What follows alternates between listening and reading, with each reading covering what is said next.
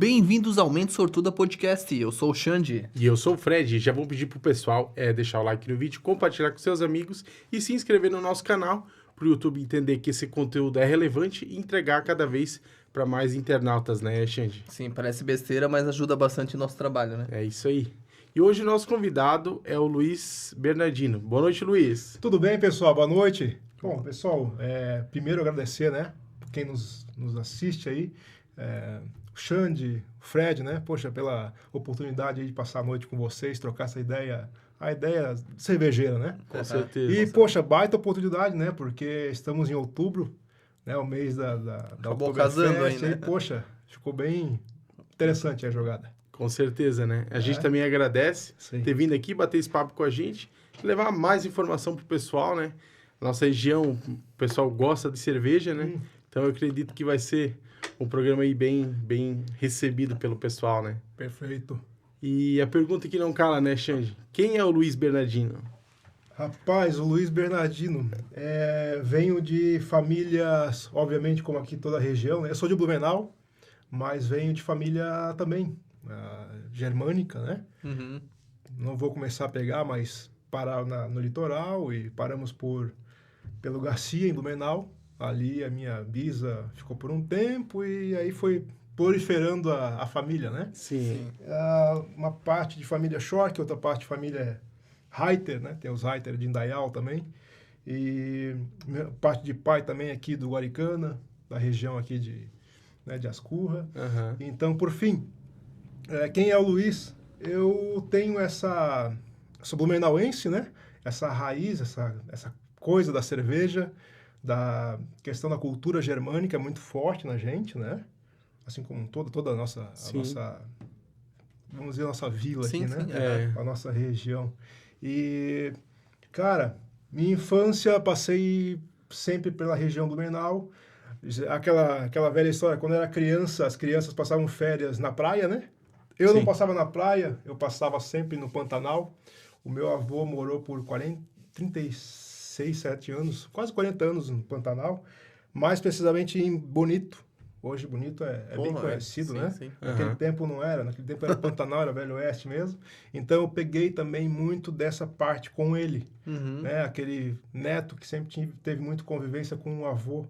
Então eu peguei muito isso do meu avô, né? Essa questão da criação paterna, tive muito com ele e também com meu pai, né? Sim, legal. Então isso vejo que me forjou bastante, né? Com certeza. Bom, dado o tempo, fui para a cervejaria, primeiro porque começou a brotar cervejarias em Blumenau.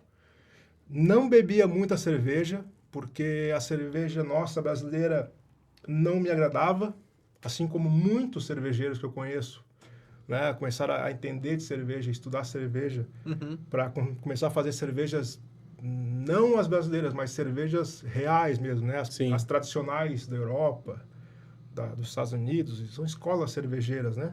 Sim. Você tem algumas escolas, escola belga, que é um mundo de cervejas maravilhosas lá. Você tem a Inglaterra também, né? Você pega os Estados Unidos e você pega a Alemanha, né? Sim. Que é referência aí de padrão de qualidade, né? Sim. Por fim, comecei nesse negócio de cerveja ali por 2009, 2010. Um colega meu me trouxe uma cerveja, eu provei, o Fê. Cara, animal a cerveja, maravilhosa. E não era uma cerveja nossa, era cerveja de fora, né? E outra, daí ele replicou essa cerveja em casa, ele fez cerveja em casa, eu bebi, cara, ficou maravilhoso. E dali, eu falei, cara, tem um mundo aí que brasileiro não conhece. Que são Com as certeza. cervejas, como muitas coisas, Sim. né? A gente não conhece, não tem a cultura. Realmente o brasileiro não tem a cultura da cerveja. Tipo, eu tomo que, tipo, o pessoal toma as tradicionais, né? E acha que tá bom, né? Mas, na verdade, tem um mundo ali fora aí O que... brasileiro toma a tradicional, que é a que a gente conhece no Brasil Sim. hoje. Que é essa aí que tem tudo quanto é lugar, né? Aham. Ainda. Sim, Ainda assim, tem sim. muito a se desbravar. Ainda pra frente e trabalhar bastante nisso aí, né? Sim. Eu vejo que o vinho já está muito bem mais evoluído. Sim, né? sim. Sim, sim. Você conversa com alguém, que vinho que você gosta? Cabernet, Sauvignon, sabe até falar, né? Dicção, a dicção francesa, Cabernet Sauvignon, o cara sabe falar. Agora, a cerveja, ele não conhece, e muito menos falar do estilo de cerveja. Né? É que o vinho sempre foi, lógico, tem os vinhos mais doces ali, mas sempre foi um sinônimo um pouco mais de elegância. Sim. Ah, vamos tomar um bom vinho e tal. A cerveja, aqui pra gente, ela é muito popular. Então, vamos olhar na Alemanha, os caras valorizam uma cerveja de qualidade. Lá também é um ritual pro cara degustar uma cerveja. Na verdade... Aqui virou sempre foi o botequinho e... Agora parece que tá mudando, né? Tipo, agora Sim. o pessoal tá apreciando uma cerveja. Antigamente era só tomar pra realmente tonturinha, né? ficar bêbado, né? Tipo, no boteco, né? Fred, isso que você falou agora é muito interessante porque realmente é o que tem hoje no Brasil. A questão da cerveja é aquela coisa. Você fala cerveja é aquela coisa amarelinha lá, a mulherada na praia, na Exato. televisão, né? Aquelas Botequinho, aqueles conversa de copinhos. boteco, aqueles copinhos, né, de pingado, o mesmo copinho que bota o café preto, bota a sim. cerveja. Então é esse o esquema do conhecimento da cerveja no Brasil. Né? E já pegando nesse jogo, se você vê, hoje já nem tanto, né? Mas, cara, 10 anos atrás você via duas mulheres de 60, 50 anos bebendo uma garrafa de cerveja no bar. Não era algo muito comum, né? Ah, sim. Uhum. Não é muito comum porque a gente sabe, é a cultura brasileira, né? A cerveja sempre foi meio jogada para isso, a questão mais democrática, não tão alinhada, tão... Você falou, comentando... Sim. Popular, né? Comparando com o vinho, né? Uhum. Sim. Então, se você pega, por exemplo, na Bavária, cara, na Bavária você vai lá 6, 4 da tarde, tem lá a senhorinha de 70 anos com o caneco dela e tá lá tranquilando, bebendo lá, porque, cara, sempre foi assim, a vida inteira Sim. dela foi assim, né? Então, a cultura deles é bem diferente, eles precisaram da cerveja para se manterem vivos. É uma questão econômica também, né? Econômica e de sobrevivência, né? Se a gente pega aí, vamos lembrar a questão da pandemia, a verdadeira pandemia de 1300, né? A peste negra. Sim. Naquele tempo, você bebia água, você morria, você come o pão, você morre. Até porque a água não tinha saneamento. Não existia saneamento básico na Europa, né? Sim. Então, aquela mesma água que saía da casinha do banheiro, entrava na água do rio e todo mundo ficava naquela. Então, a água realmente não se bebia água em 1300, 1400, 1500, 1600, não se bebia água, bebia qualquer outro tipo de bebida. O vinho, a gente falou o vinho Sim. era muito bem trabalhado nessa questão aí, principalmente parte sul da Europa inteira, né? Pega Itália, pega a parte baixa da Europa inteira, que é a parte mais temperada, é mais fácil de cultivar o vinho, né? Sim. Você pega metade da Europa para cima, ali já não é tão fácil ter a uva, né? Sim. Pega neve. Muito frio, né? O inverno ali é bem rigoroso, né? Bélgica, Alemanha, Sim. norte da França, né? Porque a parte baixa da França também pega a uva ali, mas para cima já Sim. não pega. Então ali é mais complicado. Então a bebida deles ali para cima era um derivado de cevada ou de trigo, derivado de grão, certo?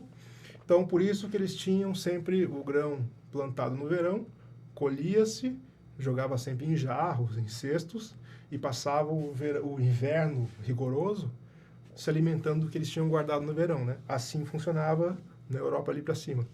Parte sul, Roma, né? A Itália em geral, ali toda a parte baixa, Espanha, né? Ali sempre teve muito vinho, Portugal, né? Sempre teve muito esse cultivo da uva, né? Então para eles é indiferente, né? Mas enfim, voltando ali à questão da peste negra, o pessoal ficava no vinho e na cerveja. Por quê? Né? Claro, não se sabia. A cerveja naquele tempo até hoje, né? Ela passa por um cozimento. Você tem que esquentar, né? Para extrair melhor, para ter ali a fusão, né? Como é que é? A questão de... o trabalho enzimático, né? Você pega a enzima da casca do malte, trabalha no amido, quebra o amido e faz açúcar, né? Obviamente a uva já vem com suco doce pronto. Agora, se você pega a cevada, não, a cevada é só o amido. Você tem que transformar a cevada em algo doce, num caldo doce. Então você cozinha para transformar, né? Quebra o amido, faz o açúcar, certo? Esse açúcar, esse caldo doce, que vira tipo um caldo de cana, ele lembra bastante assim, né? Você joga num tanque, num balde, e com o tempo ali ele vai fermentar. Sim. Vamos lembrar que é aí época de 1300, né? Peste negra. Com a fermentação, você tem o álcool, você tem redução do pH, né? Você deixa o líquido mais ácido. Quando você tem a cerveja ácida, né? A cerveja é ácida, o vinho é ácido, né? Vamos dizer assim, o vinho tem 3,8 de pH, a cerveja 4,2 de pH. É um nível de acidez na bebida que não deixa criar bactérias, né, patogênicas. Sim. Vamos dizer, salmonela, algumas delas, delas que matam, não se criam ali nesse tipo de bebida. Obviamente não se sabia disso, né, naquele tempo. A microbiologia aí, conhecimento da microbiologia veio aí 180, 200 anos. Com a era industrial, né? Sim. A gente fala aí de Christian Hansen, da Carlsberg, falamos também do Louis Pasteur, né? Louis Pasteur, eu acho que todo mundo estudou na escola, né? A questão do Pasteur, pasteurização. Uhum. Tem o livro dele, sempre explicava a questão do leite, né? Cozinhar, ferver o leite e tal, né? Na verdade, o estudo dele sempre foi em cima da cerveja, que as cervejarias ajudavam ele na questão financeira e tal, né? A gente pega a história, toda a questão de tecnologias e desenvolvimento de equipamentos e máquinas sempre foram muito derivadas de cervejaria, né? Porque a cervejaria sempre movimentou muito dinheiro. Principalmente na Europa, né? Isso, e tinha o dinheiro para investir em estudos e tecnologias, né? Você pega aí hoje as geladeiras de casa, né? A gente tem uma geladeira aqui. Você pega um filtro para azeite de oliva, shampoo, isso tudo vem de cervejaria, né? Há várias máquinas aí, questão de vapor também, vem bastante desenvolvido de cervejaria. Termômetro, né? Termômetro esse que a gente conhece aí de Fahrenheit, de colocar na culinária, colocar no braço. Também veio da Alemanha, inclusive, né? E para a cervejaria, né? A gente falou ali dos cozimentos, temperaturas do malte e tal, né? Para transformar o amido em açúcar, né? Precisa ali de temperaturas ideais, né? Então, para isso foi criado o termômetro, né? Então, não é à toa que toda a nossa vida, a humanidade, ela veio se desenvolvendo com a questão do desenvolvimento do grão e da cerveja também, né? Sim. Justamente pela questão da necessidade para não morrer, né? Foi uma adaptação, né? Isso. E se você pega, inclusive, na Europa, ali, na Alemanha em geral, cara, os bares que fazem cerveja até hoje é bar de 1.350, 1.400, muitos bares, né? A região de Bamberg, onde aqui a gente conversou antes que cheguei a fazer um curso, ali tem uma maltearia também, né? Eles chegaram a ter 109, 110 cervejarias numa vila só, né? Caramba. Então, assim, cada esquina tinha uma cervejaria, né? Porque você dependia daquilo para viver. Era como se fosse uma padaria, bar. Sim. Todo mundo tinha uma cervejaria em qualquer canto, né? Então, talvez eu vou ser muito as tavernas, né? Não tinha... Isso é, pô, acho que vem antes, né? A gente tá falando... Não, mas é nesse tempo ali, 1300, né? É bem nesse tempo ali. Tá? As tavernas... juntava muito também, depende da região, né? Você pega ali mais região da Inglaterra, existiam as alewives, as mulheres cervejeiras, né? Essas mulheres, elas faziam cerveja em casa. Obviamente, todas as mulheres faziam cerveja em casa, né? Os homens estavam sempre no campo, ou trabalhando, ou lutando, né? Na guerra, qualquer coisa, né? Fora. E as mulheres sempre em casa. E as mulheres faziam os alimentos, cuidavam da casa, das crianças, e também faziam a cerveja, porque fazia parte da cozinha dela. Fazer o pão, fazer a cerveja. Que o pão e a cerveja é a mesma coisa. Se você pega o grão de cevada e o grão de trigo, você faz o pão com a mesma matéria, até inclusive com o pão ali amassado, se você joga numa tina com água, também vai virar cerveja. Não sabia, então, Então, por isso que na Alemanha eles sempre falam muito do pão líquido, né? Até pouco tempo, não sei como é que está hoje, mas código alemão era... A cerveja, ela era o pão líquido. Não era incluso como uma bebida alcoólica. Inclusive, a questão de bebida alcoólica é muito recente na humanidade. A cerveja nunca foi considerada uma bebida alcoólica. E sim, sempre uma bebida para a vida, para te fazer bem, para te deixar saudável, né? Sim. Então, essa era... que, tipo, na verdade, o teor alcoólico... Tomar café, chá, né?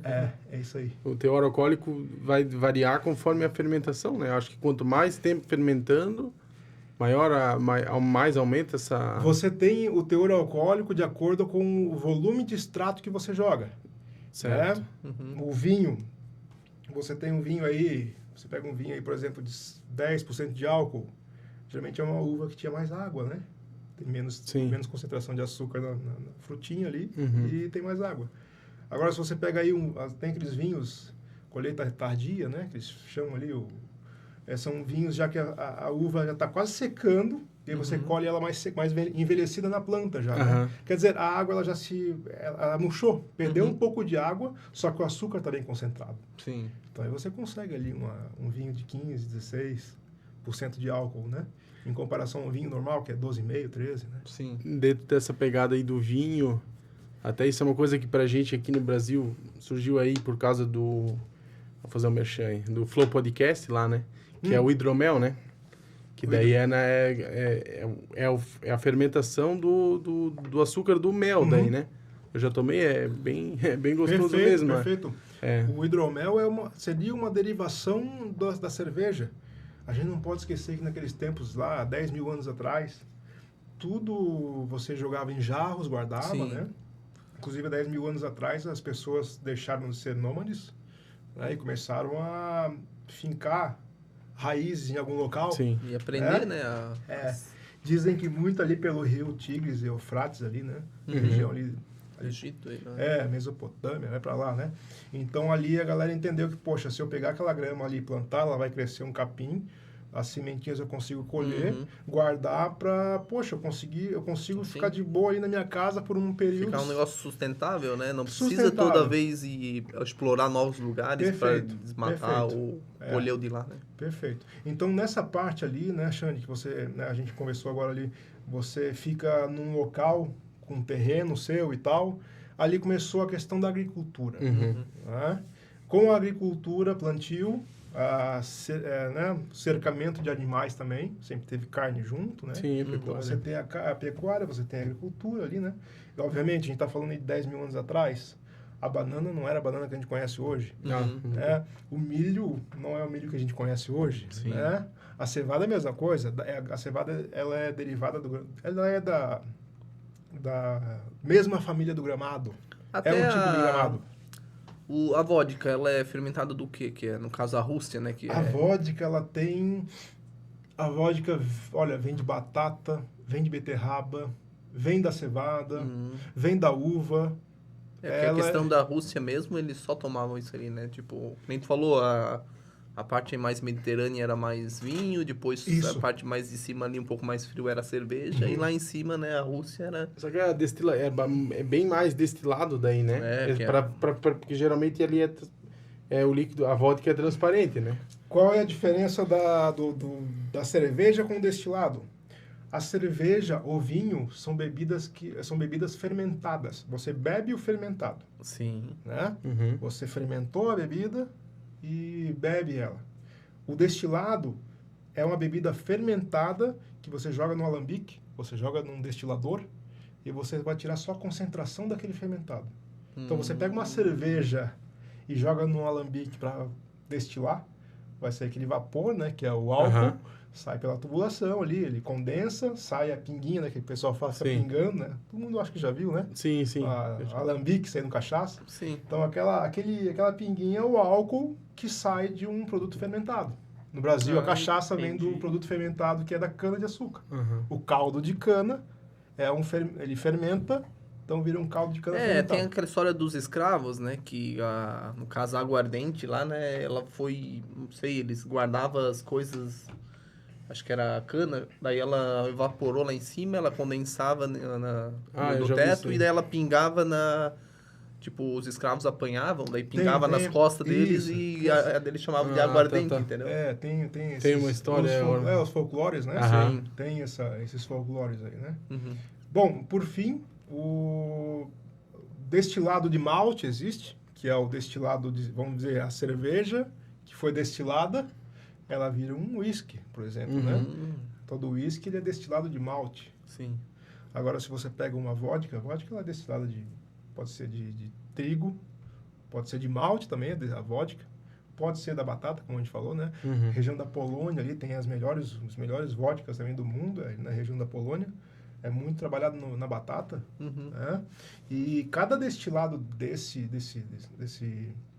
desse fermentado, ele traz uma nuance, uma viscosidade diferente na vodka, um aroma diferente. Apesar de a vodka ser destilado mais límpido, vamos dizer, o destilado mais destilado mesmo, né?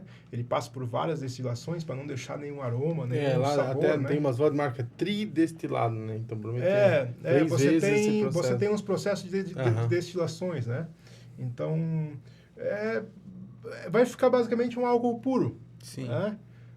Se você quer um whisky, já é diferente, não? Um whisky é envelhecido, inclusive. Geralmente o whisky você quer ter uma nuance de defumação, lembra um churrasco, lembra uma fumaça, assim, né? Isso vem muito de malte que você usou para fermentar e depois você usa para destilar, né? Então, na destilação de whisky, ele vem muito o caráter do malte, né? Ou o caráter da cerveja, né? Que a gente fala, né? Sim. Bacana essa bem aula interessante, de... né? A gente fala, quando falamos do gin, o gin já é... Como é que funciona o gin? O gin, ele já é um destilado, a gente já pegou um destilado de batata, não é qualquer fermentado ali destilou, aí você pega esse destilado e joga no alambique, que ele vai ter a grosso modo, uma cestinha, onde passa o vapor do álcool. Nessa cestinha você tem os botânicos ali. Você tem ali angélica, você coloca coentro, você coloca anis, cascas de laranja, limão, o que você achar interessante que você queira colocar para aromatizar, para trazer um toque no zimbro. Inclusive, o zimbro é muito empregado no gin, né? Para fazer o toque do gin, né? Então, ele tem um sabor... É diferente o gin, e cada destilaria de gin tem a sua personalidade, porque existe esse segredo dos botânicos que eles adicionam ali, né? Dá para fazer milhares de combinações, né? Você pega aí um Beefeater ou um Tanqueray, né? Cada um tem a sua... Eles usam também bastante... tem com pepino, tem bastante tipo de vegetais também. Nessa cestinha, então o vapor que sai da destilação, que é o vapor do álcool, passa pela cestinha e vem o aroma. Na verdade, o processo de destilação é o mesmo, né?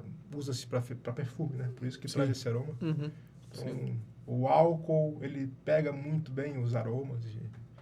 Daí que tem a questão da cerveja sem álcool, que também, quando você extrai o álcool da cerveja, a cerveja ela fica tende a ficar mais insípida, né? Sim. Meio sem graça. Aí você precisa adicionar algo para dar uma rebatida ali, né? Deixar mais aromática e tal, né? O álcool, ele acaba trazendo muita característica da bebida, né? A personalidade da bebida está no álcool. Sim. Né? Por fim, só terminando a questão da história, né? 1300, 1400, falamos dos bares ali na Alemanha, que bombou, né? 1500, 1600, só foi aumentando.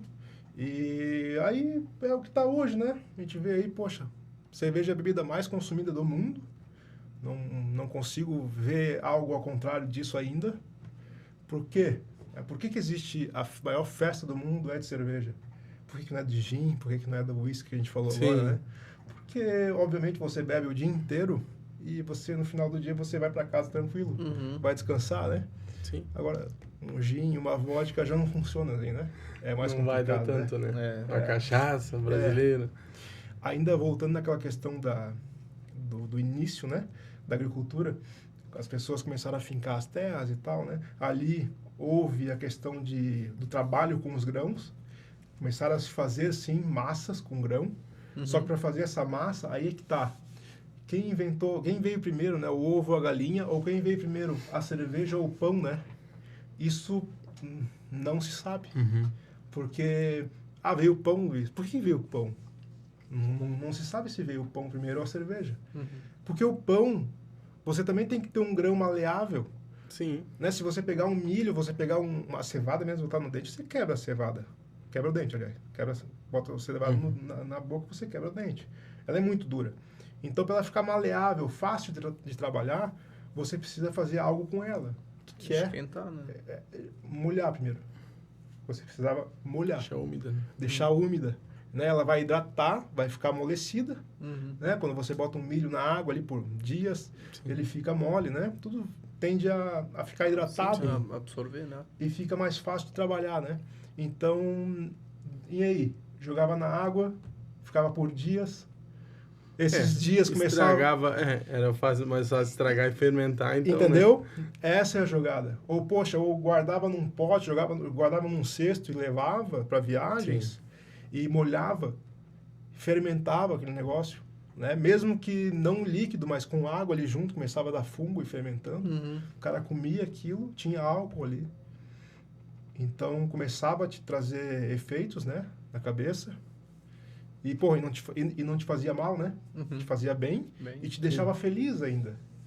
Então, por isso que antigamente as bebidas, elas eram muito ligadas a questões astrológicas, questões míticas, né? Em eventos grandes, né? Até hoje ainda você pega aqui no Brasil, tem as bebidas alcoólicas aí né? Nossas da região, Ixi, agora esqueci o nome. Tem uma de aipim, uma fermentada de aipim que o pessoal faz, eu não lembro do nome agora. Fermentado de aipim que o pessoal faz com a saliva, né? Saliva tem bactéria e tal. Sim. É cuspido, né? A massa, o aipim e tal, é cuspido também nessa massa de aipim e vai fermentando ali, né? Então aí você faz também você bebe aquele fermentado de aipim, né? Tinha aquela cerveja Colorado, né? Que lançou uma que era com aipim, né? Aí era cerveja, né? Tá. Mas outra bebida, então. O indígena, ele pega o aipim mesmo, ele cuspia para fazer... Não só o indígena aqui, não brasileiro. Também é bem parecido com a América Latina, mais para baixo também, não sei se era Peru. O pessoal fazia esses esquemas. Então a galera entende que na saliva tem bactéria e fungo e tal, e isso adiantava a fermentação, né? Sim. Assim como antigamente também se usava muito tâmara, casca e uva, né? Casca de uva e a uva. Porque na casca da uva já tinha fungo, bactéria também, né? Por ter doce. Então, jogava junto um grão para acelerar a fermentação, né? E aí você fazia a cerveja ali com tâmara, com uva. A cerveja não era só de cevada, né? Tinha trigo junto, tinha tudo quanto é tipo de grão que se crescia na região, né? E aí, então, o pessoal começou a viver daquilo, bebendo cerveja a vida inteira. Lembrando que cerveja naquele tempo era... O grau alcoólico era 1, 2, no máximo 2% de álcool, né? Não se tinha essa tecnologia de medir graduação alcoólica, aumentar extrato para fazer mais álcool. Não se entendia isso, né? A gente tem que pensar que a gente nem sabia o que era fermentação, né? Sim. A coisa ali, poxa, o cara pegava um caneco de um pote, olhava aquele caneco borbulhando, bebia aquilo e ficava feliz, cara... Era um negócio dos deuses. Sim, então, por isso que sempre foi muito ligado à questão mítica, né? As festas, né? Aquelas questões, né? Eventos pagãos e tal, né? A gente vê muito aí a questão, os nórdicos, né? Né? Lá eles eram sempre tem muito, os germânicos, os nórdicos, aquela região de cima lá, né? Tem muito essa... vikings, né? Perfeito. Isso ali sempre foi muito trabalhado, né? Com bebida, com cerveja. Sim. Não é a cerveja que a gente conhece hoje, mas era muito parecido, derivado de algum grão. Né? A essência era a mesma, né? A essência é a mesma, por isso que ela continua até hoje, né? E por isso que, poxa, o Oktoberfest é a maior festa de cerveja do mundo, né? E é de cerveja, né? Porque você bebe o dia inteiro, você se hidrata, né? Sim. É diferente de um destilado, né? Bebe já caiu. É isso ali, Não, né? tá louco? Tá louco. Sim. E como é que tu encontrou, ou como a Handwerk te encontrou, como é que foi esse... Então, lá em 2010, né? 2009, aí, 2010, eu conheci essa questão das cervejas diferentes. Então, ali eu comecei a estudar cervejaria. Cara, ali era muito difícil você ter gente trabalhando em cervejaria, né? Além, assim... mesmo que estivessem já brotando cervejarias no Vale, na região, mas ainda era poucas cervejarias. Sim. Então, eu tinha um colega, eu conheci ele nesse meio, aí ele já era cervejeiro de uma fábrica. Falei, cara, deixa eu participar lá contigo, quero aprender e tal, né? Aí me propus lá ficar uns 2, 3 meses com ele, né? Só para aprender e trabalhar lá de boa. E era muito difícil de entrar nesse meio. Sim. Né? Era algo bem restritivo, assim, né? Então, eu consegui entrar por meio desse colega numa cervejaria e ali eu fui já, além de estar estudando cervejaria, já estava também aprendendo na prática, né? Sim, com certeza. E, claro, aí você tem que ter muita vontade, né? Poxa, hoje tem aqui em Santa Catarina tem mais de 280 cervejarias já. Né? Aí hoje você quer ter alguém para te ajudar na cervejaria, tá difícil de achar gente para trabalhar, sabe? Sim. Porque é muita cervejaria e pouca gente para trabalhar. Uhum. E as pessoas não têm mais aquele interesse de cervejaria, né? Então, não sei, talvez seja eu que na época estava muito interessado, né? Sim. Mas enfim, hoje estou aí nessa corrida. Também demora tempo, né? Até, tipo, formar um mestre É, cervejeiro, tem- né? é, Porque é sim. muita coisa, Você não tem que é, ter- não é questão de 2, 3 meses, um estágio ali, e o cara Perfeito. já... Você tem que ter horas de voo ali, né? É. Sim. Então, a Handwerk eu comecei em 2015, julho de 2015. A Handwerk ela já funciona desde 2010, né? Uhum. Só que 2010 ainda foi o início, era um clube de amigos, né? A Handwerk ela nunca vai deixar de ser uma cervejaria de amigos, né? Sim. A galera se juntou lá de novo, 2010. Ainda faltava cervejaria, faltava cervejas interessantes no Brasil. Então a galera se juntou para fazer algo diferente, Uhum. né? Dali que nasceu a Handwerk, né? E mais outras que foram crescendo também, né? Com essa ideia de trazer cervejas interessantes. Então, em 2015 eu entrei ali e começamos mais um jogo, entendeu? Foi uma etapa a mais que a gente trabalhou ali, né? Aí começamos a trabalhar mais fortes em eventos, concursos, né? Ali começou a trazer alguns prêmios interessantes, né? A nível nacional, Uhum. né? Temos aí cervejas com premiações aí, ouro, prata, bronze, e estilos variados, né? Na Handberg. Essa defumada, por exemplo, ela tem uma prata que, né? Tiramos em 2020, né? A Lager com malte defumado é uma cerveja extremamente complexa de produzir e ainda assim está bem cotada e está entre as melhores do Brasil, né? Então é gratificante, né? Você ter essa produção e aqui na região, né? No Alto Sim, Vale, né? Isso é muito legal, né? Sim. Então, por fim ali a cervejaria, estou desde 2015 tocando em frente e vamos para frente mais ainda agora. A gente está sempre evoluindo ali. Bom, falamos sobre escolas também, né? Escolas cervejeiras, escolas da Bélgica, escola cervejeira alemã e americana. Essa aqui é uma cerveja alemã, né? Estilo Rauchbier. Rauch é de defumado, de fumaça, né? Uhum. É um malte que ele passa por fumaça mesmo. Assim como você vai defumar uma linguiça, defumar um bacon, você também consegue defumar o malte de cevada, né? Uhum. E ele te traz o aroma, né? O sabor, a nuance de defumado. E isso é usado uma lenha específica, assim? Ou... Esse aqui esse malte já compra da maltearia. Aham. Ela não passa, esse processo de defumação não vem comigo. Uhum. Eu já compro ela pronta, né? Sim. É que a gente não pode esquecer, olha só a história como é interessante, né? O malte, há 200 anos atrás, ele sempre foi defumado. Porque ele passa pela questão você tem que hidratar ele para deixar ele mais fácil de trabalhar, Sim. né? Depois que você hidratou ele, você tem que secar, senão ele começa a fermentar ou apodrecer. Então, nessa secagem, jogava o malte num cesto, né? Uhum. Jogava num piso com fogo ao redor, tipo botar Sim. uma pizza no meio de uma fornalha Uhum. de lenha, né? Então, essa lenha ao redor, ela acabava Dando sabor, né? secando e trazendo a fumaça e o sabor e dando uma torradinha também, né? Sim. Então, todos os maltes, até 200 anos atrás, todos eles eram escuros e traziam essa nuance da defumação, né? Do gosto de fumaça. Logicamente, a bebida ela se torna mais escura daí, né? Sim, porque você tinha um fogo ao redor, É. né? É igual quando você pega uma pizza a forno lenha, que tem a borda bem torradinha, né? Aham. Tem a casquinha preta. Ou uma pizza a forno elétrico, não tem aquele... Sim. Ela Não é faz- mais parelha, assim. Não tem aquele... É tipo, vamos dizer que nem café, então. Né? Café mais escuro por causa disso. Você tem o café você tem a torra também, né? Uhum. A cerveja você tem a secagem também e também a torra, né? Sim. Então, você pega uma Rauchbier como essa aqui na escura, né? Vai quase com um rubi, um marrom, um âmbar para rubi, né? É bem escura. Você tem um malte ali que passou por esse fogo, né? Esse calor, Sim. né? Agora você pensa numa Pilsen, né? A Pilsen que a gente conhece hoje, bem clarinha, né? Sim. Essa é uma cerveja super moderna, né? Inclusive a Pilsen é a última cerveja criada. Porque Eu acho que...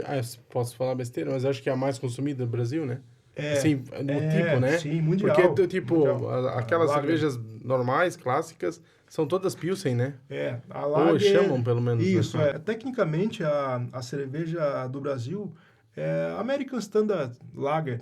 Entendeu? Sim. Uma lager simples, né? Uhum. Geralmente, esse é o estilo da cerveja brasileira, né? Se você pega o estilo Pilsen mesmo, da cidade de Pilsen, ela não tem nada a ver com a cerveja aqui do Brasil. É bem mais complexo, é bem mais interessante. É outra cerveja, né? Agora, eu não sei, faz tempo que eu também não tomo, não, mas não tava... O duplo malte, o malte não tava em alta também?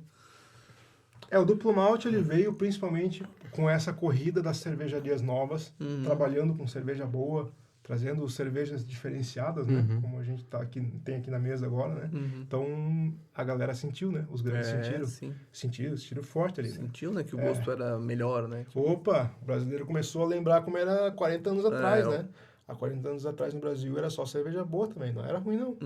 Tinha ali Sim, até- a- Start original se era, tu vai né? tu vai mudando ela aos pouquinhos, tu não vai sentindo, Não, né? não. Aí de repente vem uma diferente assim, é uma pena. dá um choque, né? De sabor. A indústria brasileira, ela sempre foi evoluindo, né, na cervejaria. Uma pena que a evolução não trouxe o benefício para o cliente. Né? Ela foi só Talvez se corte tornar de mais custo, prático, né? só para a indústria. Para vender mais. Né? E aí com isso Produção, abriu, né? com isso abriu-se sim um nicho, e que é esse nicho aí que, cara, tá gigante, a galera tá ligada. A internet, né, cara, tá muito ligado com esse negócio de quem tá enganando quem, o que tá acontecendo, aquele produto é assim, esse aqui vamos nesse aqui que ele vale a pena. Ele não é caro, é um produto que tem valor, vale a pena.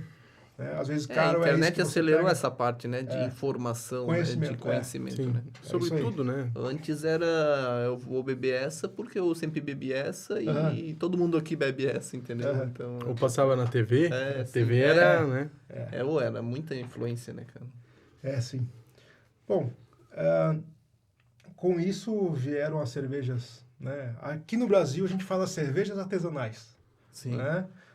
O pessoal fala, pô, e aí, Luiz, tu com essas cervejas diferenciadas aí, cervejas novas, né? Pô, a Arauco Beer já tem, a gente falou ali, né? Antes de, até 200 anos atrás só se fazia malte assim, né? Então, bares lá em Bamberg, bar que já tem 1.400, 1.350 anos que faz Arauco Beer, né? Então, pra gente no Brasil é cerveja nova. Sim. É diferenciada. Né? Mas para eles lá, eles só bebem isso. E é muito difícil o pessoal acostumar, porque assim, né, a gente tem o nosso tradicional, né, que é o Pilsen ali, né? Sim. E daí começa a vir essas aí com gosto diferente, né? Tipo, não é para todo mundo, né? Até porque senão isso já ia ter... Tava bombando, né? Tava bombando, né? Então é um paladar assim mais exclusivo. Assim. Mas eu acho que entra mais a questão da degustação mesmo. Tu Cultural. tomar uma boa cerveja. Cultural, tá? Se você pega o pessoal ali de Bamberg, que tem esses bares já desde 1400, a gente tem que lembrar que é 1400, né, cara? É antes do Brasil já. Os caras estavam fazendo cerveja e já a gente tava jogando flash, imagina. Então os caras lá fazendo cerveja disso aí. Lá você vai no bar, só tem isso. O cara fica o dia inteiro bebendo isso aqui. Então entendeu? É bem cultural. É cultural, tá? né? Então é que nem pra, sei lá, vamos dizer, os oriental tomando chá, entendeu? Pra eles, café não faz inglês, sentido. né? O inglês também. O café das 5. O chá das... O chá das 5, isso é interessante também. Se você pega a parte nordeste do Brasil, antigamente as cervejas vinham sempre de São Paulo, né? Isso aí há 40, 50, 80 anos atrás, cervejarias eram mais situadas na região ali do centro do Brasil, né? São Paulo. Então, a cerveja ela é um produto dinâmico, né? Ela vem de cevada, de lúpulo, né? E água e fermento. São 4 componentes que faz a cerveja. Então, ela só trabalha com produto natural. Então, essa cerveja, se você não adicionar conservante, estabilizante, ela tende a modificar muito rápido. Dia após dia da garrafa, você percebe a diferença nela. Tá? Dia após dia, você percebe a diferença. Né? Se tiver a temperatura um pouco mais elevada, aí, 30 graus, ela vai mudando. Ela vai envelhecendo. Ela é dinâmica. Ela vai trocando de aromas, sabores, né? Vai mexendo isso aí, tá? Por isso, na hora de industrializar, tem que meio que frear essa, né? Para você conseguir ter uma cerveja de 1 ano de validade, que é o padrão nosso no Brasil, das grandes, cara, não tem como. Você tem que detonar ali. Apelar, né? Apelar. É. No caso, as nossas aqui da Handwerk, que eu trabalho com 6 meses. Algumas mais alcoólicas vai para 9, né? Porque o álcool ou até a adição de lúpulo, ele ajuda Conservar. ele vai conservando, vai estabilizando um pouquinho mais, né? Uhum. Mas não só isso importa, você tem que também ter uma cadeia mais fria, né? Sim. Uma cadeia refrigerada, né? Você tem que ter esse cuidado. Então a Handwerk tem muito disso, né? Esse cuidado com toda a cadeia. Até quando é chopp barril, a gente deixa ele refrigerado, vai para o caminhão refrigerado, chega no cliente Sim. sempre refrigerado, Uhum. para manter padrão de qualidade da cerveja, né? Sim. Isso a gente tem, isso é negociável na Handwerk, sabe? É sempre ter esse padrão igual. Agora que tu comentou, uma, assim, pergunta bem básica, assim. O que difere na fabricação? A cerveja e o chopp. Tem uma diferença aí na hora da produção, né? Esse negócio de cerveja e chopp, Fred, só existe no Brasil. Coisa de brasileiro. Só existe no Brasil. Você pede, vou pedir um chopp na Alemanha, vou pedir um chopp nos Estados Unidos. O cara não sabe o que é chopp, né? O chopp, pro brasileiro, o chopp é o quê? É uma bebida que foi é uma cerveja fermentada, mas que não passou por pasteurização. Aí o pessoal porque tinha fala... esse negócio de chopp não Chopp... o chopp não aguenta muitos dias. Daí... sim, o chopp não aguenta... A cerveja que não passou por pasteurização, ela não aguenta muitos dias. Uhum. Repito, né? Isso é um chopp, então. A cerveja que não é pasteurizada... É um chopp. Daí. É a cerveja. Então... É a cerveja. Né? A cerveja em português é cerveja. Em inglês é beer. E é isso aí. E em alemão é Bier. Né? Então é a mesma coisa. É cerveja. Né? Uhum. Sim. Agora, o brasileiro ele tem que falar que quando não é pasteurizado, aí é chopp. Tá. Entendi. Né? Mas muda o sabor, né? Não, aí sim, sim, muda. sim. Muda porque quando você tem a cerveja não pasteurizada, como eu falei, ela é dinâmica, ela vai envelhecendo, né, com o tempo. Se você não manter ela refrigerada, ela vai envelhecendo, né? Ela tá viva ali. Você tem fermento ali junto. Então o fermento ali também tá vivo. Então ele vai morrendo, vai se envelhecendo. Sim. Geralmente cervejas lagers, né? Né? Cervejas não pasteurizadas lager, elas tendem a ser melhores, mais suaves, mais aromáticas, quando elas estão bem jovens, né? Jovens na garrafa. Porque ela tem que ter o tempo dela de maturação no tanque de cervejaria também. Uhum. Né? Sim. Isso a gente pode conversar daqui a pouco, sobre o processo ali, que é mais Certo. interessante. Mas se você pega, por exemplo, uma cerveja lager já com 1 ano na garrafa, cara, ela não vai estar igualzinha à mesma cerveja com 1 semana. Uhum. Porque ela tem essa dinâmica. Você tem cevada, você tem lúpulo, que é uma flor. Então é produto orgânico. Sim. Ela vai se estragando. Assim como um queijo, a gente está falando de coisas fermentadas. Aham. Um iogurte, uma cerveja e um queijo, qual é a diferença? Sim. É tudo igual. Né? Por que na cerveja eu vou jogar, então, deixar no calor, deixar no meu porta-malas do meu carro no verão, ali esquentando? O queijo eu faço igual? O iogurte eu posso fazer igual? Não. Né? É que, de novo, a cultura do brasileiro, né? Sempre foi de ter a cerveja, quer guardar por 1 ano, né? Comprar em caixa e ter ali guardado, não, né? nunca teve esse cuidado, né? Mas por que no iogurte tem que ter, por que no queijo tem que ter? Pois é. O trabalho no queijo e no iogurte foi diferente para isso, né? Então, poxa, voltando de Handwerk, eu não uso conservante nenhum. Qual é o meu problema? O meu problema é que eu consigo ter validade muito menor, né? Sim. Então, esse é o meu problema. Às vezes eu deixo de vender porque o cliente quer algo com mais tempo para conseguir ter no mercado ou numa gôndola de loja, né, para vender. Só que isso pra gente não é negociável. Eu posso escolher. Quero uma cerveja com tempo de validade ou uma cerveja boa. Né? Sim. O nosso propósito é fazer cerveja boa. Sim. Certo? Bom, voltando à questão de cervejas, fermentação e tal, né? Falando de Lager e de Pilsen. Inclusive, Pilsen fez 180 anos essa semana. O estilo Pilsen, né? Que é da região de Pilsen.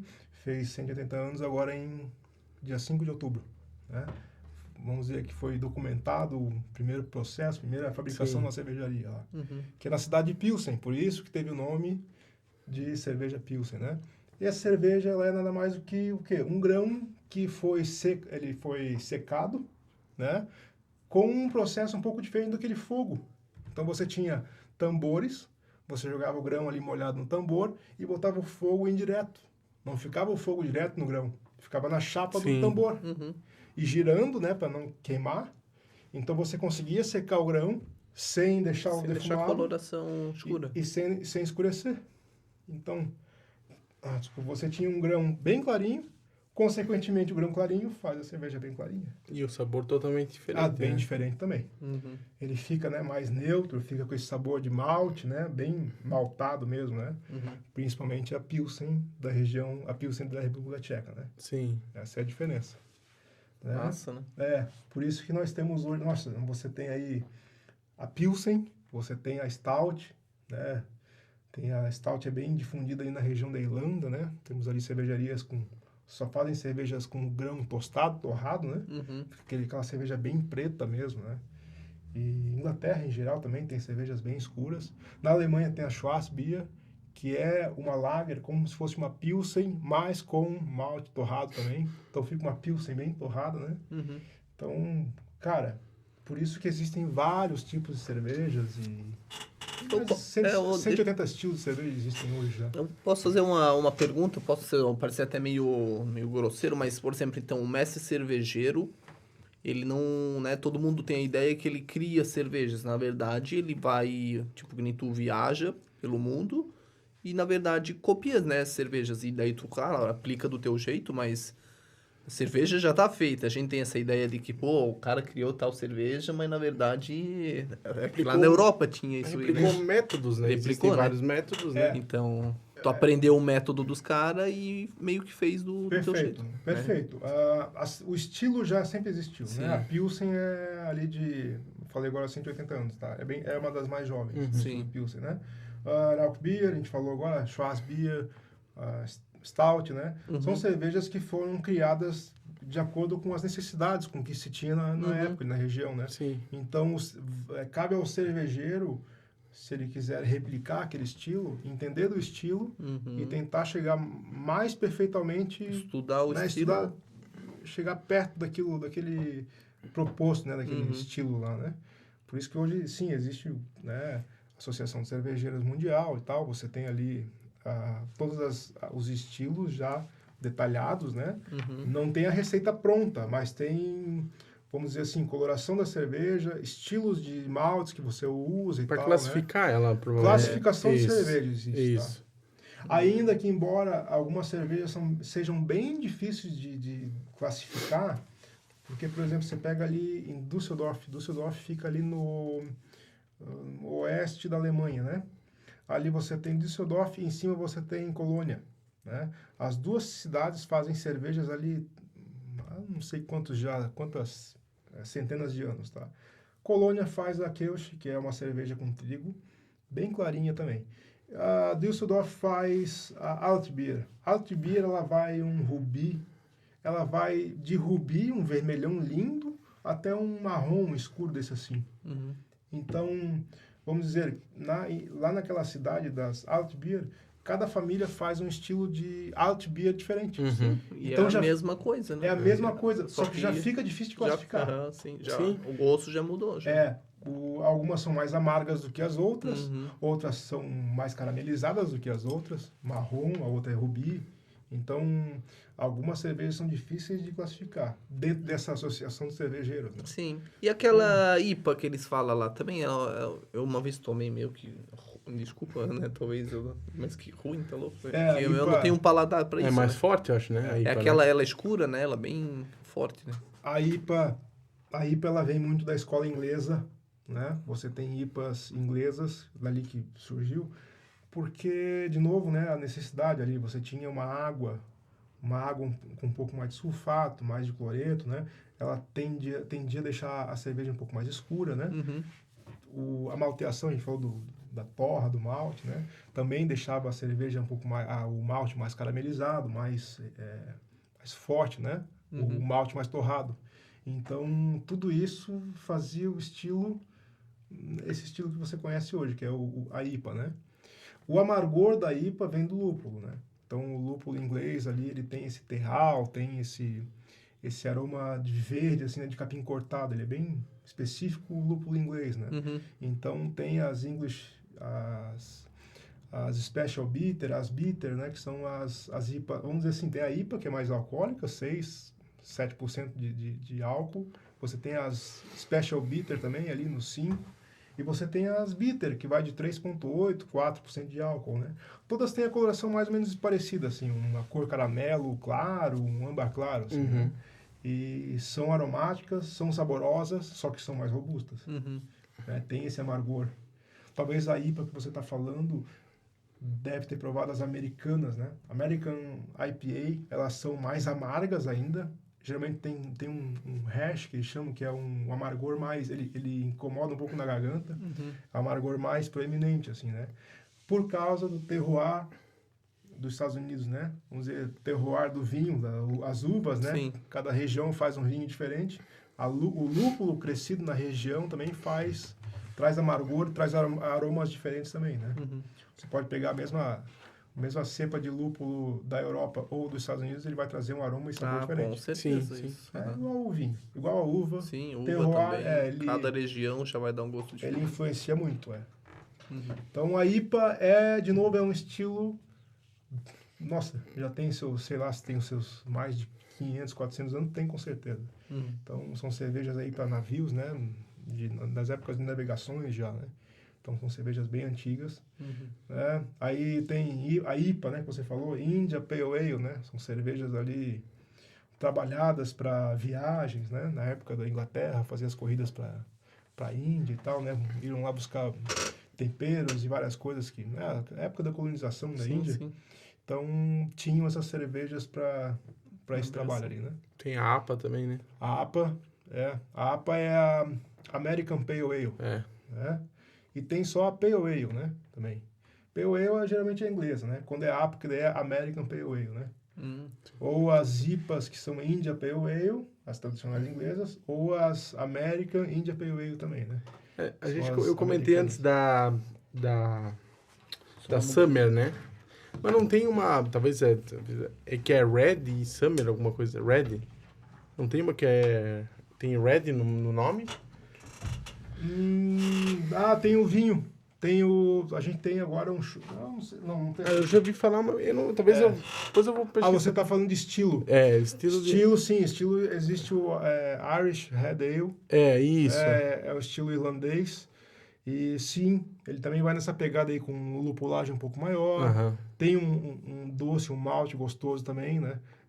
As Red Ale. Red Ale também são bem famosas. O americano também faz bastante. Desse tipo, né? Bem interessante. Baita cerveja também. Cara, e talvez é das cervejas mais comum. A Mouse Beer, ela é coisa brasileira ou também já tem um... Cara, baita pergunta. Mouse Beer... Existe na Alemanha uma bebida que ela é... A gente falou aí do malte, né? Quando você joga o malte na água, transforma o amido em açúcar, você faz aquele caldo doce. Certo. Esse caldo doce, a gente tem que lembrar que ele é super nutritivo, né? Você tem ali o açúcar do malte, dextrose, um monte de coisa ali, um monte de açúcar rico, né? Diferente do açúcar de cana, que é um açúcar mais pobre, né? Então não tem tanta nutriente, né? Então, esse caldo do malte, o pessoal engarrafava e servia para... De novo, a gente vem naquela conversa de você só ferveu e guardou, você consegue beber aquilo lá tranquilo, né? Ela não necessariamente precisa fermentar.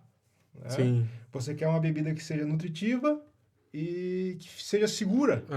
Então, você cozinhou e guardou na garrafa tranquilo, né? Sim. Então, aquilo você bebe, sim, ele é muito bom para...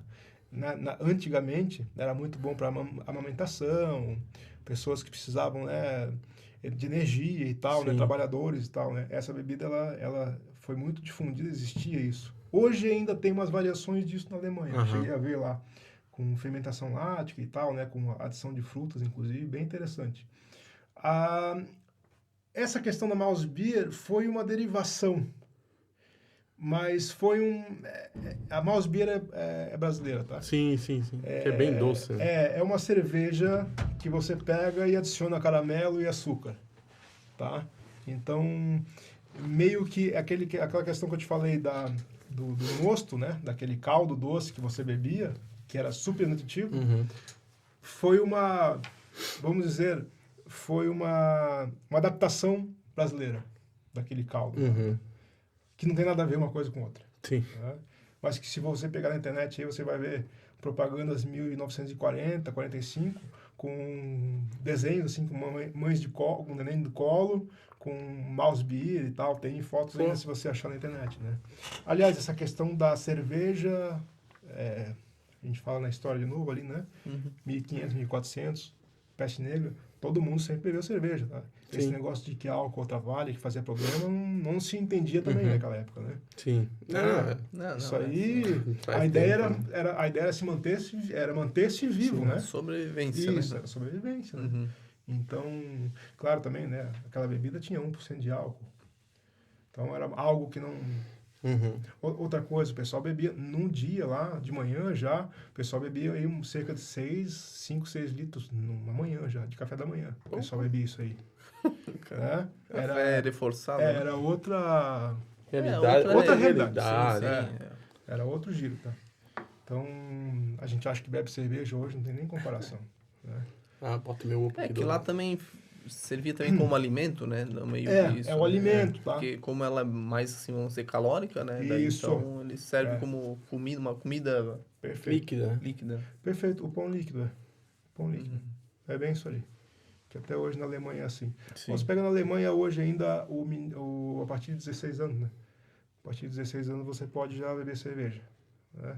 Cheguei a ver lá a gurizada com mochila de uniforme e mochila, parava na cervejaria lá e pegava os canecos e dali. Vai na cantina da escola. 5 da tarde, era 5 da tarde, os meninos já lá, né, a gurizada, bebendo cerveja normal, né? Algo que pra gente é meio... Meio Meio fora, não, mas né? lá é normal. Lá chocante. o Tradição, Mas cultura. lá é Pro cultura. brasileiro é chocante ver um menino de 16 anos no bar com um caneco de 1 litro, não ia ser bem visto. De novo, não ia ser bem visto, né? Assim como as mulheres lá. Sim. É outra cultura, né? Sim. Eles sempre precisaram da cerveja para beber. E continua até hoje. Tá bem enraizado lá. Pra né? gente, cerveja é muito moderno, né? Para brasileiro. Começou a vir aí 80 anos. Que começou a vir em massa, né? Sim, Porque se você pega a colônia nossa, a nossa colônia alemã, também ali já veio de cerveja junto, né? Em Com certeza. em Quantos? 1850, vieram junto. sim, já veio cerveja junto, receita, malte, tudo já veio junto. O pessoal já fazia cerveja em Só 1850. foi passando em geração. Isso mesmo. Do jeito deles lá, mas já veio. Né? Essa questão da cerveja em massa que a gente vê no Brasil hoje é mais recente, assim, né? 80, 60 anos pra cá, né? Sim. Tá mais bombando, assim, né? Certo? Tu queres falar um pouco da como que é produzida, então, a cerveja? Pois é, a gente falou da Pilsen, que fez os seus 180 anos agora, né? 5 de outubro. Como é que funciona uma Pilsen, por exemplo, da República Tcheca? Né?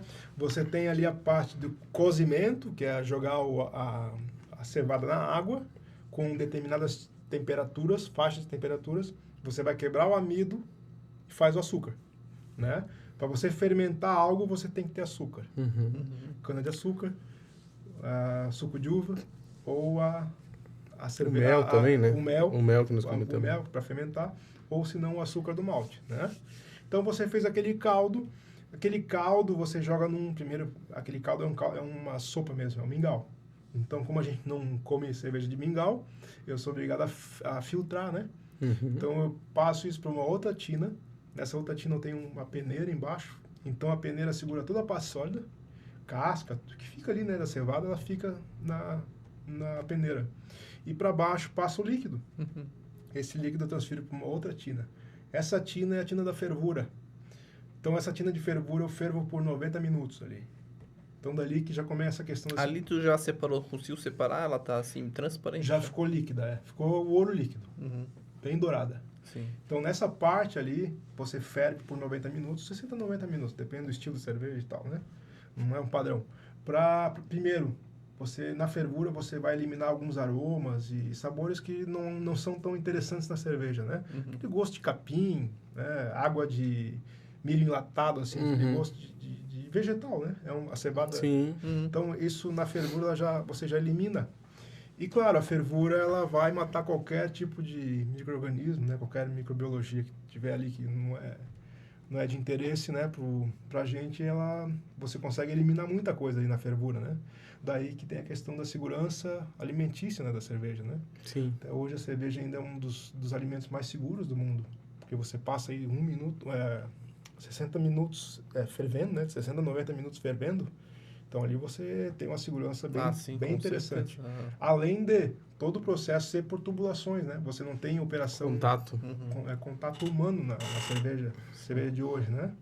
Então, feito a fervura, na fervura você adiciona o lúpulo, né? Você falou da IPA antes ali, né? O lúpulo é que traz o amargor, traz os aromas, né? Diferenciados. Então, de acordo com o lúpulo que você adiciona na cerveja, vai trazer aromas, sabores e amargores diferentes também. Existem amargores mais ríspidos, amargor mais aveludado, amargor gostoso, né? Então, geralmente na Pilsen eu uso um tipo de lúpulo para deixar um amargor mais aveludado, mais gostoso, Existe né? até uma graduação, né, esqueci a sigla lá, né? Sim, o IBU. É, o IBU. índice de amargor da cerveja. IBU, também. Ali também é um fator que o cara pode ver se... Você vai de 0 a 60, né? Vamos dizer assim, de 0 a 60, a nossa papila gustativa, a língua, a gente consegue perceber o amargor. Além de 60 já fica difícil, né? Então você tem esse nível ali. Você pega uma Pilsen aí, a nossa brasileira, né? Nossa American Light Lager aí, que a gente chama, ela tem 9, 8, 12 no máximo de IBU, que é o índice de amargor. Você pega uma Pilsen, você vai para 20, 25, 30, dependendo da cervejaria da região lá.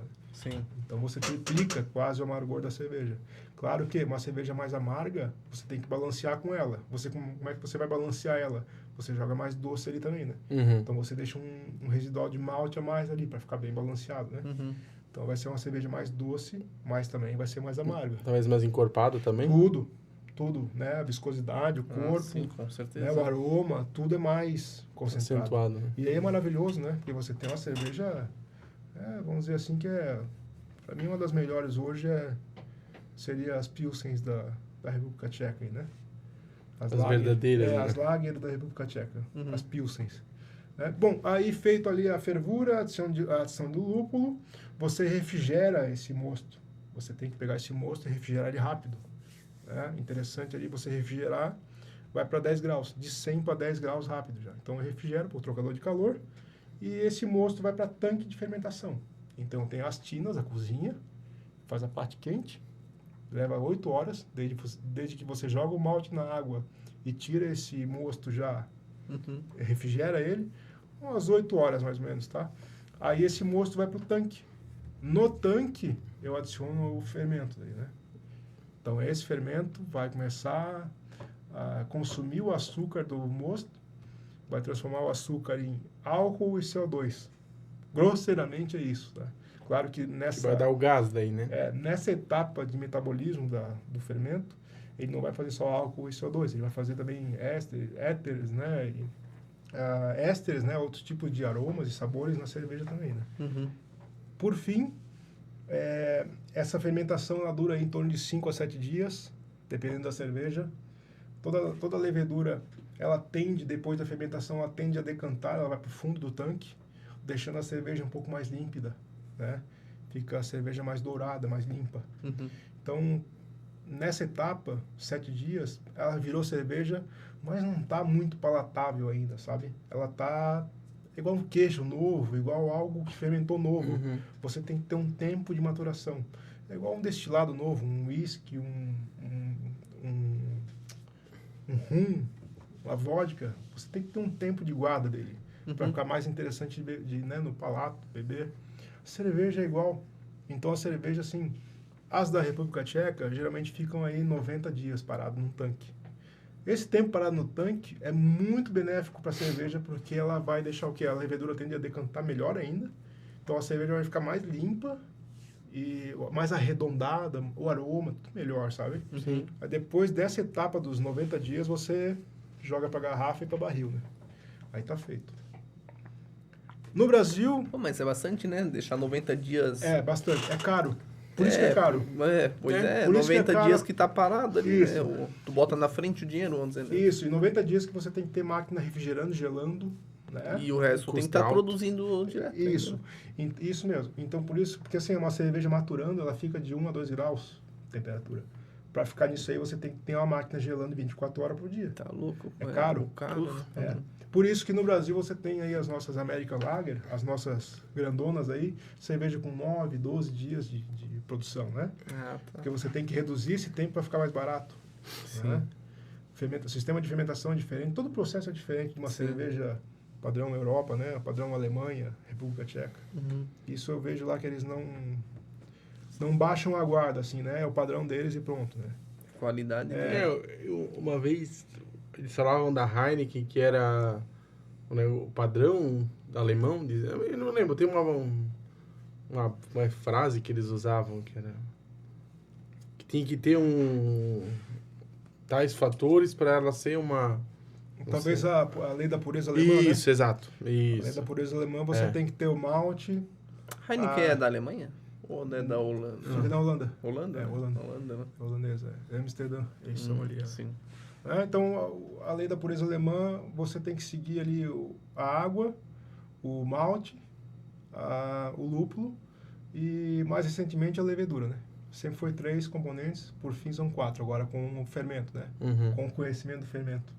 Mas naquela época de 1516, foi a lei da pureza alemã, É isso aí. era só água, malte e lúpulo, né? É malte, não é maltodextrina, né? É parecido, né? Vamos... Você usa, né? Não, como é que... Não, a maltodextrina é um carboidrato, né? Daí, então... Mas é baseado, eu acho que vem do... Ela vem da cevada, Ela é uma fonte Ela de será- energia rápida, né? Isso mesmo. Aham. É isso aí. Vamos dar uma olhadinha nas perguntas aqui. Só um minutinho. Pode falar. Resumindo ali a questão do tempo de maturação, né? Fermentação. Brasil é isso aí hoje, 9, 8 dias, 10 dias, 15 dias. Uhum. Salve ali algumas outras cervejas grandes que chegou a 21. Nós da Handwerk, que a gente trabalha ainda num processo mais escola alemã. Eu trabalho hoje com 30 dias. Caramba. Né? Então são 30 dias gelando, máquina mexendo ali, né? O pessoal aferindo. Então isso sim torna caro o processo, só que o produto final é maravilhoso, né? Você consegue um retorno interessante. Uhum. Você pega uma cerveja de 10 dias, uma cerveja de 30 dias, Completamente diferente. é outra coisa, tá? O mesmo processo igual, mas é outra coisa. Tem que manter a qualidade, né? É, bem interessante isso aí. A gente vê no sabor, né? Tipo, a Handwerk sempre foi tem um padrão, né? Bom de sabor, então... Vamos dar uma olhadinha aqui. O @felopes81, o nosso amigo Fernando Lopes, ele mandou assim: qual o maior diferencial da cervejaria Handwerk? Já é isso que a gente falou agora, né? Nosso cuidado com o processo, né? O processo é bem guardado, né? Tudo protocolado. Né? Não quer dizer que a cerveja é artesanal, que a coisa tem que ser meio que artesanal. Não, o processo ele é bem controlado, né? Então eu tenho protocolo para muita coisa lá, né? Desde limpeza de tina, limpeza dos tanques, como ela vai ser entregue no meu cliente final, né? Todo esse processo ele é bem cuidado. É por isso que a gente tem a clientela que a gente tem hoje e quem bebe curte e, nossa, a retenção de cliente, né? Grande nossa. Sim.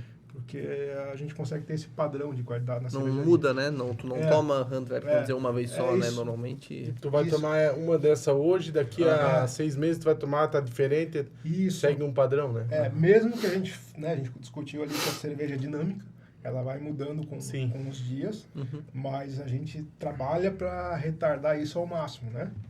Com certeza. E porque é isso que vocês falaram agora, né, Xande? Poxa, eu bebi uma cerveja hoje, achei maravilhosa essa, por exemplo, Rauch Beer, maravilhoso. Vou trazer meu amigo semana que vem no bar aqui, vai chegar lá, tá diferente, tá ácida, ou tá, né, com outra cor, aí não fica interessante, né? Sim. Você tem que ter esse padrão ali. Mesmo que as safras de malte venham diferentes, a safra de lúpulo também venha diferente, né? Mas o cervejeiro tem que estar sempre lutando para manter o padrão da cerveja dele. Com certeza. É um pouco diferente do vinho. O vinho, quando tem safras diferentes, o cara o viticultor lá e bota lá, a vinícola. Safra ano tal e E deu, né? bota a culpa na safra. Não, faz assim mesmo, né? Culpa a da safra, uva. Bota a culpa na safra. O cervejeiro, eu não posso botar a culpa na safra, né? Apesar de safras serem diferentes, Uhum. mas eu não posso botar. Eu tenho que manter esse padrão de qualidade, tá sempre brigando com esse Sim. processo aí, né?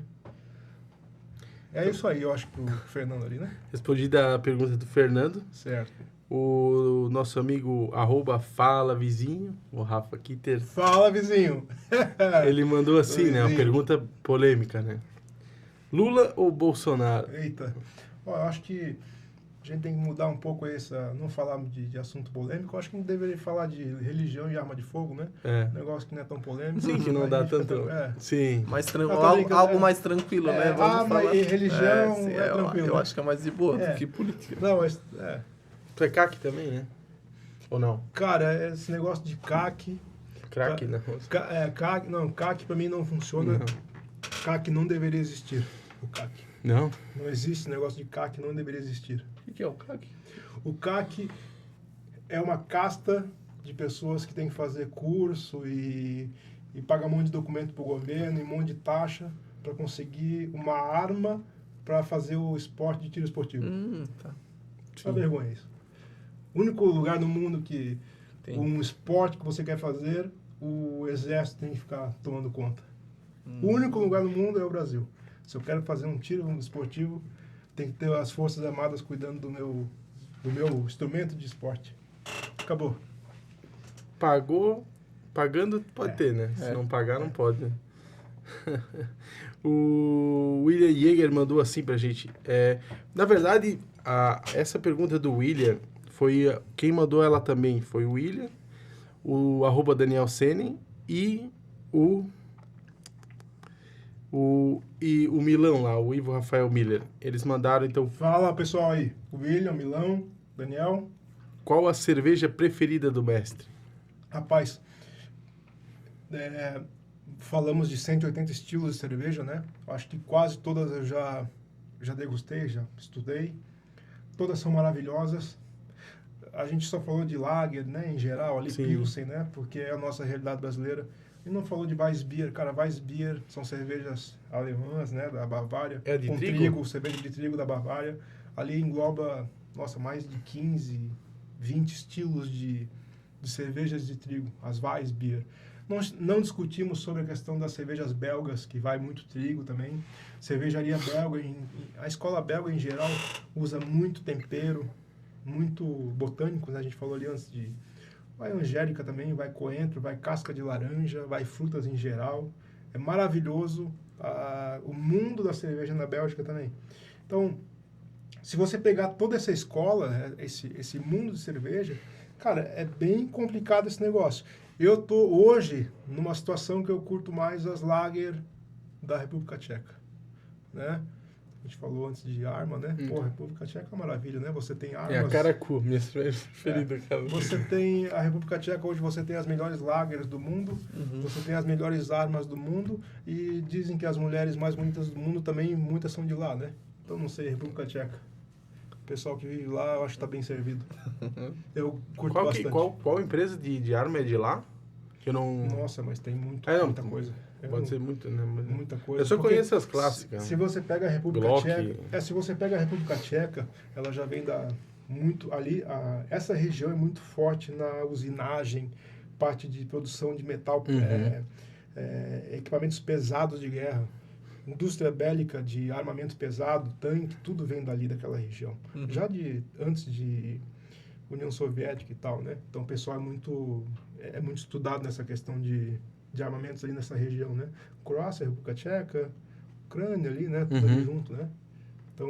Não tem a ver um pouco da cultura de que antes era tudo isso fazia parte da União Soviética e ele era a região que... Então, eu digo... Eles eram um concentrado da antiga União Soviética. Eu falei já, antes da União Soviética eles já eram assim, já. É cultural deles. Quando a União Soviética só tomou, já estava tudo pronto. Sim. E vamos mandar mais ver ainda, né? Talvez por isso até que foi ali um alvo, né? Porque é um lugar forte para isso, né? Então. República Tcheca, aliás, que faz o quê? Se não me engano, 3, 4 anos. Também agora mexendo na Constituição deles. colocar a segunda emenda, assim como o americano, né? Para todo o tcheco poder ter uma arma em casa, sem documentação, sem nada, nem com nada, né? Então, porque eles já sofreram as consequências Sim. da União Soviética, sim. né? Do comunismo ali, né? Então, o comunismo, primeiro, ele faz o quê? Ele retira o poder do povo, né? Uhum. O povo só vai ter poder com armamento de fogo. Isso aí não tem como discutir. Isso Todo o poder emana de um cano de uma arma. Isso aí, infelizmente, é assim que funciona. Né? Histórico, né? Se você tem um povo na paz, o povo que quer guerrear vai matar esse povo. Uhum. Porque o povo da paz, ele sempre tende a morrer. Ele é mais frágil, né? Obviamente. Uhum. Assim funciona. Sim. Então, é interessante esse negócio da República Tcheca, que eles já sofreram e estão fazendo agora para não acontecer o que aconteceu já na história deles, né? Bom, acho que tá... Bom, resumindo, tá? O que eu curto hoje é Pilsen, as Lager República Tcheca. Uhum. Nada a ver com as nossas American Lager aí do Brasil. Uhum. Né? Respondida essas perguntas Obrigado. dos nossos amigos, o Daniel também mandou assim, o que te move? Rapaz, eu não falei antes, uma coisa que vem comigo é a lealdade. Né? A lealdade, ela é intrínseca do homem. Tá? O homem, ele tem que ter a lealdade. Eu vejo que isso, infelizmente, se perdeu muito aí nas últimas décadas. É algo que eu posso confiar em você, você pode confiar em mim. Uhum. Né? A antiga história de botar a mão no fogo, né? Pela equipe, pelo clã, né? Uhum. Isso não existe mais. Bem difícil, Então, as pessoas que eu tenho um ciclo de amizade hoje, eu prezo muito pela questão da lealdade, né? Então, alguns, às vezes, que não estão acostumados com isso, eles vêm conversar comigo. Pô, Luiz, contigo é ou sim ou não, né? É sempre assim, né? Ou é 8 ou 80. Cara, como eu sou só a pessoa de 20 anos atrás. Uhum. As pessoas de 20, 30 anos atrás, elas eram assim, né? Hoje é muita conversinha, muita coisa. Ah, vou ver, não sei, né? Tira o corpo fora. Sim, Uhum. Né? vamos conversar. Né? Terceiriza as responsabilidades, né? A gente fala de arma de novo, né? Pode, cara. Tu, um homem não tem arma em casa, tem uma mulher, tem um filho em casa, vai cuidar dos dois com o quê? Né? Uhum. Então, eu já começo por aí, entendeu? A lealdade com a tua família, com a tua filha, com o teu filho, com a tua mulher, né? Essa responsabilidade é o que me move, tá? Uhum. Então, eu trabalho hoje onde eu trabalho, porque as pessoas que estão comigo também têm esse ímpeto, essa questão da lealdade, né? Então, é recíproco. Ah, sim, normalmente, né? É, Tu fica perto de pessoas assim, né? Então isso junta tudo o onde clã, tu né? trabalha, onde, É. né? Cada um tem o seu clã, né? Sim, aham. Então, Então tu se aproxima, né? e isso é bem típico do homem, né? O homem antigo tem essa questão do clã, que um ainda pode botar a mão no fogo pelo sim. outro, né? Sim. Senão, como eu falei, povos brandos, povos fracos tendem a morrer com esse clã que ele é mais forte, que tem mais lealdade, né? Uhum. O clã leal, o clã dos homens que olham um no olho do outro e que discutem as ideias, sempre vai ser muito mais forte. Sim, Eles vão acabar com os que são fracos, né? sim. É isso que eu tomo como o que me move hoje, é isso aí, tá? Uhum. Tem que estudar para isso também. É algo que, Sim. né, Não como ser bom em ser homem é difícil também. Você tem que estudar para isso também, Uhum. né? Obrigado pela pergunta, viu? Respondida a pergunta do Daniel. A próxima pergunta é do @GigoBonin. Ele mandou assim, qual a embalagem que mantém a originalidade do sabor da cerveja? Lata ou vidro? Rapaz, a lata é interessante porque você tem um invólucro fechado sem passagem de luz, né? Lembra que a gente falou o lúpulo, a cevada, são produtos orgânicos, né? Você tem luz, incidência de ultravioleta, do sol, ela tende a envelhecer. A lata não tem isso, né? Uhum. Então, geralmente a lata, assim, ela é melhor. O fechamento da lata também você tem na tampa, é um fechamento triplo, né? Então você tem um fechamento muito melhor do que o da tampinha de garrafa também, né? A lata sempre vai ser melhor, tá? Só que Mas sempre é aquele negócio, parece que na garrafa fica mais gostoso, Perfeito, né? Tipo, porque a garrafa já é mais cultural, a galera tá acostumada. Uhum. Pega a garrafinha aqui no posto de gasolina, já abre, vai na boca direto. Né? tipo, que nem Coca também, É, parece que é, quando é a de perfeito. garrafa Aquela ali... de garrafa é... Perfeito, perfeito. Você tem a Heineken, né, que é com garrafa verde, a Corona com garrafa branca, transparente, né? né? Então, poxa, tem a graça, né? É muito mais interessante beber, mesmo que a cerveja... Eu não sei se é placebo, mas parece que é melhor. Então, mesmo que ela envelheça mais, que ela traga problemas, né? Talvez ela tende a envelhecer mais rápido, Uhum. mas o povo está acostumado com esse envelhecimento mais rápido, Sim. né? Eu não cheguei a fechar meu raciocínio das cervejas na época no Brasil, as cervejas feitas em São Paulo, que elas iam pro norte, né? Elas viajavam, né? Iam lá 4 mil quilômetros de viagem no caminhão, estrada de barro, passavam dias após dias no sol, lembra de novo, né? Cerveja é dinâmica, o sol esquenta, estraga, detona a cerveja, chegavam no Nordeste, cerveja acabada, mas totalmente detonada.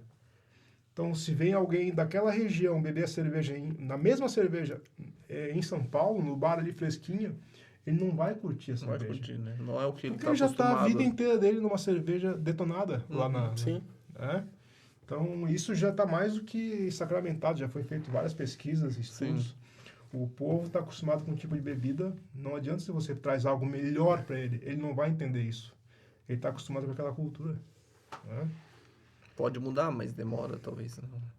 Demora, Até demora. Sim, tanto que já tem... aprimorar o paladar, né? Isso, já tem cerveja, né, cervejaria pra lá, já mudou. Mas isso grosso modo é tipo comer sushi, né? Tipo, É. todo mundo fala que não gosta a primeira vez, eu já tentei umas 2, 3 vezes, mas também não gostei ainda, mas... Ainda não conseguiu. Não, mas Tá. eu sei que é questão de tempo, né? Tipo, Aham. tu vai comendo e vai gostando aos pouquinhos, né? Sim, sim. Eu também não tirei tempo pra isso ainda, não. Não, Do sushi.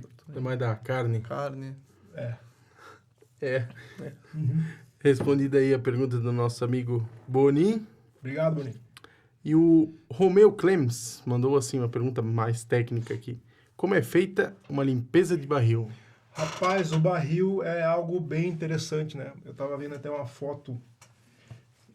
Não sei se a gente pode botar foto depois na edição. Uma foto de 1900. Uma sala de limpeza de barril. Era maravilhoso. Você tinha umas 30 pessoas desmanchando o barril, batendo, porque era tudo barril de madeira, né? Os barris de cerveja eram de madeira. Geralmente 30 litros. 30 a 40 litros dos barris, né? Então era madeira forte, bem lacrada, para segurar a pressão da cerveja, inclusive, né? E também ficava no frio, né? Então a madeira no frio também ela tende a reagir, né? Trabalhar, né? Tem o trabalho da madeira no frio e no calor. Então, esses barris, antigamente, eles já eram todos... Eles tinham um preenchimento de madeira, todo de madeira, né? Prensado com aros e tal, né?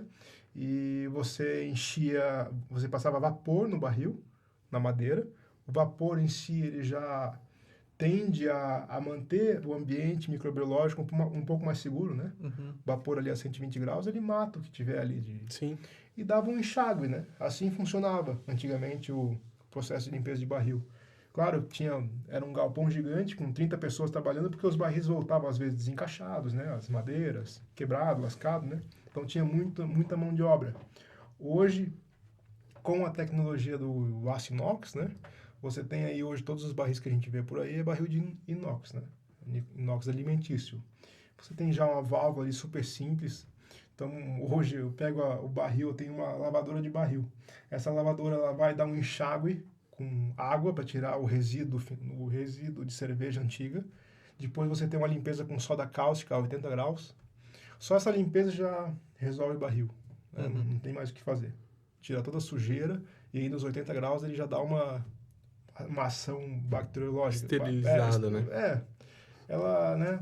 A esterilização você tem que ter bastante mais trabalho, mas você consegue diminuir bastante a ação microbiológica nos 80 graus já com soda.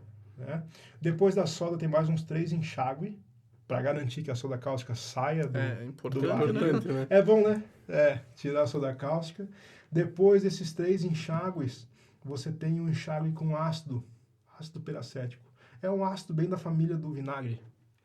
Então, esse ácido, o que ele faz, né? Você deixa o ambiente do barril mais ácido. Lembra que eu falei da água, da acidez, né? Bebida mais ácida tende a não proliferar nada microbiológico ali, né? Bactéria, fungo. Então, esse ácido peracético eu jogo no barril, dá um enxágue, depois com CO2, eu injeto CO2 no barril, purga todo esse ácido e deixa o barril pronto para encher de cerveja. Fica o residual desse ácido. Mas é um ácido assim como o vinagre. É vamos dizer, um ácido nível alimentício. Sim. Então ele não incomoda. Bem tranquilo. Aliás, esse ácido que a gente usa é um nível alimentício, se usa em tudo. Iogurte, queijo, qualquer indústria alimentícia você usa esse... ele é base de oxigênio, né? Basicamente. Sim. Né? Como se, vamos dizer, faz o mesmo trabalho com ozônio, né? Ou você falou de sushi. Sushi, bar de sushi usa bastante ozônio também, né? Pra não dar aquele cheiro de peixe. Peixaria usa bastante ozônio. Poderia usar ozônio também no barril, mas eu uso esse tipo de ácido. Né? Top. Acho que aí a questão do barril tá bem resolvida isso aí. Sim. Né? Com certeza. Não tem como Tanto dar, processo aí. não tem como dar problema, assim, Sim. é bem mais fácil do que aquele pessoal de 1900 que eu via sim, foto também. com certeza. Os barris de madeira lá, né? Então, tá respondida, amiga, a pergunta do amigo aí. Certo. E, cara, queres deixar uma mensagem pro pessoal que tá assistindo nosso vídeo aí? Pessoal, agradeço muito aí pela atenção de vocês, né? Poxa, tirar o tempo para ouvir aqui sobre cervejas, né? Com certeza, para tirar um tempo para ouvir sobre cerveja, o cara curte uma brejinha, né? Já vai tomando uma, né? Curte uma Oktoberfest, né? Foi uma noite aí interessante também, acredito que para vocês também, né? Sim, bastante conhecimento. Conhecer um pouquinho sobre cerveja, né? Sim. Eu trouxe só um pouquinho porque o nosso tempo é muito curto, né? Sim. Imagina falar sobre Bélgica e Inglaterra e Estados Unidos Se for ainda. detalhar cada... Não, aí a gente vai umas 5 horas aí de conversa, né? Mas, bom, agradeço muito a atenção de vocês aí, viu, pessoal? Né? O Xandão aí, o Fred, né? Tirar um tempo aí para conversar sobre cervejas. Com certeza. Né? E outra, fica bem à vontade aí, fica um convite meu para vocês conhecerem a cervejaria. A gente conversou tanto sobre processos, né? Para entender como é que é o malte, a cevada, ali tudo certinho, né? Parte de cozinha. Tirar uma tarde para ver o funcionamento da cervejaria. Com certeza. Lavação de barril. Sim, né? Com certeza. Certo.